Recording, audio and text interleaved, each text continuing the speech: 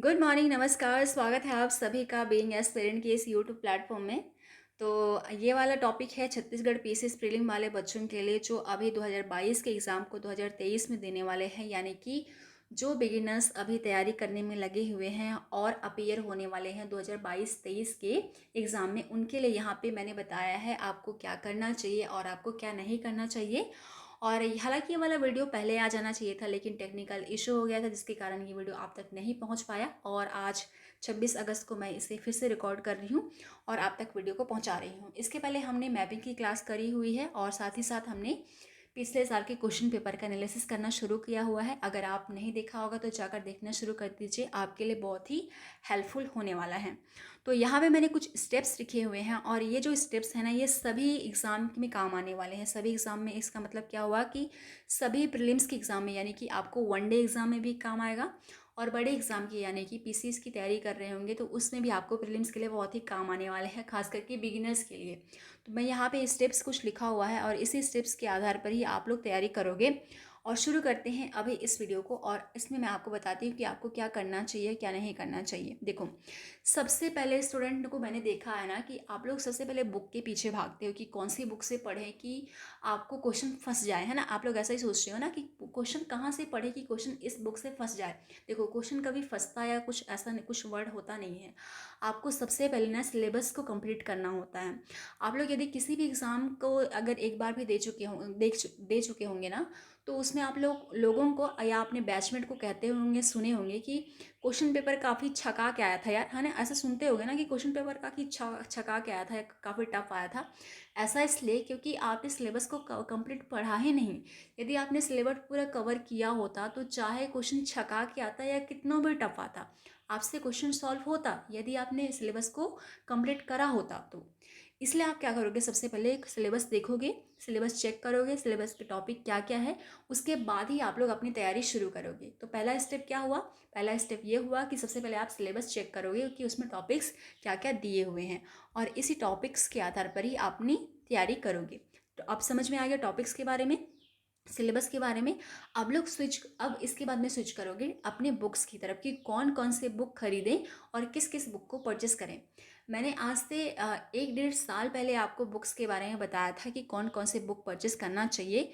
तो उसका अगर वीडियो आप देखना चाहते हो तो देख सकते हो जाके। उसमें करीबन अभी अभी के डेट में लगभग 20,000 से भी ज़्यादा वहाँ पे व्यूज़ हैं, जिसपे मैंने आज से 1 डेढ़ साल पहले बनाया हुआ था।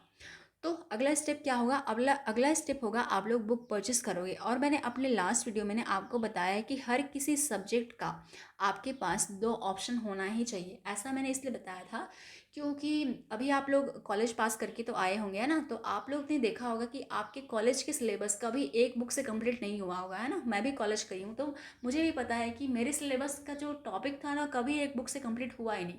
तो आपको ये मालूम है कि कॉलेज के सिलेबस भी होते हैं, उसके लिए भी 2-3 बुक लगते ही लगते हैं ना। तो इसमें भी आप लोग छत्तीसगढ़ पीसीएस प्रीलिम के लिए भी आप लोग एक सब्जेक्ट के 2 ऑप्शन रखोगे ही रखोगे, 2 वेरिएंट्स रखोगे ही रखोगे। अपने व्यूज़ देखने के लिए या फिर ऑथर जो बताना चाहता है उसको समझने के लिए 2 बुक्स रखोगे ही रखोगे। और इसके लिए एक और फ़ायदा ये है ना कि अगर आपके पास 2 बुक हैं, 2 बुक के ऑप्शन हैं, तो इससे क्या होगा कि आप लोग सबसे पहले एक बुक को कंप्लीट कर लोगे, अच्छे से पढ़ लोगे। उसके बाद में यदि आपको लगता है कि इसमें टॉपिक्स कम है, मुझे और टॉपिक्स की ज़रूरत है या और जानना है, तब जाके आप लोग दूसरा स्विच करना, है ना। एक ही साथ दोनों बुक को परचेस मत करना, यानी कि एक सब्जेक्ट के 2 बुक को एक साथ परचेस नहीं करना। इससे आप हड़बड़ा जाओगे कि मुझे दोनों को कंप्लीट करना है, दोनों को पढ़ना है। इससे क्या होगा, ना एक याद होगा ना दूसरा चीज़ याद होगा, दोनों कुछ भी याद नहीं हो पाएगा। इसलिए क्या करोगे, 2 चॉइस करोगे, लेकिन सबसे पहले एक बुक लेके आओगे, कंप्लीट खत्म करने के बाद में दूसरा बुक में एंटर करोगे, ठीक है। तो इस प्रकार से सारा बुक परचेस कर लेना, एक एक बुक परचेस करना, सारे सब्जेक्ट्स के परचेस कर लेना। उसके बाद में ऑप्शन आपके पास टाइम बचा होगा एक बुक को ख़त्म करने के बाद में, तो दूसरा बुक में स्विच करना, ठीक है। चलो, ये तो हो गई बुक की बात में। अगला देखो, PYQ यानी कि प्रीवियस ईयर क्वेश्चन, यानी कि आपको पिछले साल के क्वेश्चन पेपर्स आपको चेक करना पड़ेगा। क्यों, इससे ये होगा कि आप लोग को पता चलेगा कि क्वेश्चन के लेवल कैसे कैसे चेंज हुए हैं। अभी मैंने अपने इस चैनल पे पिछले 5 साल के क्वेश्चन पेपर का एनालिसिस शुरू किया हुआ है, 2017 से लेके 2021 तक के। तो अगर आप लोगों को ज़रूरत होगा तो जाके वीडियोस को देखना, वहाँ पे मैंने बहुत ही अच्छे से आपको प्रीवियस ईयर के क्वेश्चन पेपर का एनालिसिस डिटेल में कराया हुआ है, और जो ऑप्शन बचे हुए हैं उनका भी वहाँ पे सोल्यूशन बताया हुआ है। तो इससे क्या होगा कि आप लोग पढ़ते तो जाओगे तो आपको समझ में भी आएगा कि उसमें क्या क्या के क्वेश्चन पैटर्न आते हैं, और चीज़ें आपको बाकी जो सब्जेक्ट की हैं वो भी आपको याद होती जाएगी, है ना। चलो, तो क्या करोगे, अगला क्या होगा, अगला ये थर्ड स्टेप है। इसमें क्या करोगे, आप लोग प्रीवियस ईयर के क्वेश्चन पेपर सिलेबस देखोगे, क्वेश्चन पेपर देखोगे। इससे आपको समझ में आएगी क्वेश्चन कैसे आते थे, किस पार्ट से आते थे, किस किस सब्जेक्ट का किस साइड का वेटेज किस तरह का होता है, ये जान पाओगे, है ना। चलो अगला देखो। इसके बाद ना आप लोग को अभी अक्टूबर नवंबर में एक टेस्ट सीरीज लगाना है, किसी भी इंस्टीट्यूट का, सब इंस्टीट्यूट का शुरू होता है अक्टूबर नवंबर में। सबका देखते रहना, अभी इंस्टीट्यूट का नाम तो मैं नहीं लूँगी, लेकिन सभी इंस्टीट्यूट का इसी अक्टूबर नवंबर में शुरू होता है। तो अगर आपके पास अच्छे पैसे हैं तो आप लोग 2 टेस्ट सीरीज लगा लेना, नहीं तो एक टेस्ट सीरीज ही काफ़ी है। और उस पे ना क्या होता है कि वो लोग सिलेबस देते हैं, यानी कि सिलेबस यानी कि कब कब किस टॉपिक को पढ़ के एग्ज़ाम देना है, यानी कि मॉक टेस्ट देना है, वो वाला सिलेबस देते हैं। तो उससे अच्छे से तैयारी आपकी होगी, क्योंकि अभी जो आप लोग पढ़ रहे हो 2022-23 का पढ़ रहे हो, यानी कि अभी तो आप लोग मेंस का पढ़ नहीं रहे होगे, तो आपके पास बहुत समय है, अभी 5 महीने का बहुत ज़्यादा समय है। और इससे आपकी जो टेस्ट सीरीज लगाओगे बहुत अच्छी हेल्प हो जाएगी, प्रैक्टिस हो जाएगा। और सिलेबस देते हैं तो इससे क्या होगा कि सिलेबस को पढ़ पढ़ के आप लोग टेस्ट दे पाओगे, तो आपका सिलेबस भी कंप्लीट होते जाएगा। तो टेस्ट सीरीज जरूर लगाना, चाहे आप खरीद के लगा रहे हो या फिर किसी भी यूट्यूब के चैनल से जाके देख रहे हो। हालांकि हम लोग भी शुरू करेंगे, लेकिन मैं ये कहूँगी कि आप लोग किसी अच्छे इंस्टीट्यूट का भी लगा के देखना, वहाँ पे क्वेश्चन अच्छे अच्छे आपको मिलेंगे। आप लोग को पता है कि कौन कौन से अच्छे अच्छे इंस्टीट्यूट अभी मार्केट में है ना। चलो ठीक है, ये तो हो गया टेस्ट सीरीज़ के बारे में।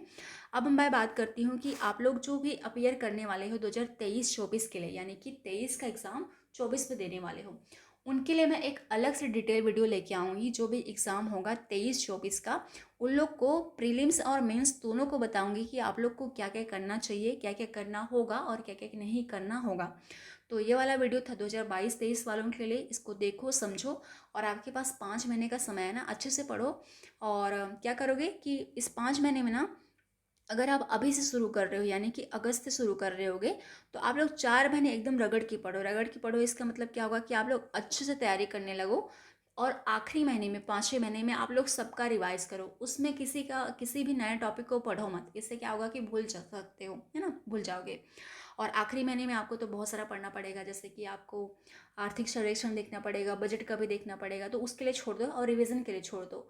तो इस 4 महीने में खूब पढ़ो और अगले 5वें महीने में रिवीजन कर लेना। और होप सो आपकी हार्ड वर्किंग रही तो आपका एग्ज़ाम भी निकल जाएगा, है ना। चलो अच्छे से तैयारी करो, और मुझे कमेंट बॉक्स में बताना कि मैं अगला टॉपिक कौन से मैं वीडियो बनाऊं जिससे कि आपको हेल्प मिले, या फिर किस टॉपिक में आप लोग मुझसे बात करना चाहते हो। ठीक है, चलो मिलती हूँ आपको नेक्स्ट वाली वीडियो में, तब तक के लिए आपको बहुत बहुत थैंक यू।